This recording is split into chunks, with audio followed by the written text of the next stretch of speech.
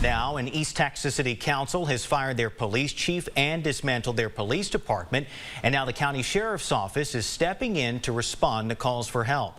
This all comes after a Houston TV station found an unusually large number of police officers were being employed by Coffee City, and many were working remotely out of Harris County. KLTV7's Avery Niles spoke today with the Henderson County Sheriff about how his office is now taking on this added responsibility.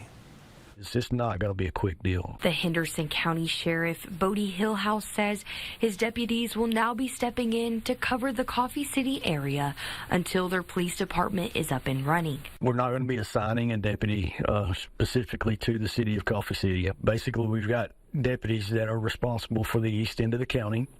And those deputies are also going to be responsible for if there's any calls coming into the city of Coffee City. Sheriff Hillhouse says Coffee City receives almost 300 law enforcement calls a year. His deputies respond to that number across the county in a month. He says it takes roughly 17 minutes for deputies to respond to the calls within the city. Which I know 17 minutes can be a long time when you're needing help, when you're needing law enforcement. But with the number of deputies that we have and the size of the county, I'm fairly comfortable with that estimated time of arrival. Calls will be answered in the most urgent order. Coffee City has a population of 244 people.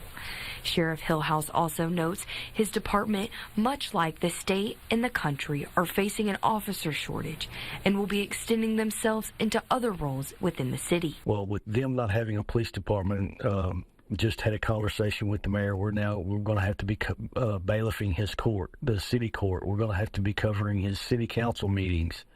So that's going to be a little different. He says this shortage could also affect the hiring process for the city.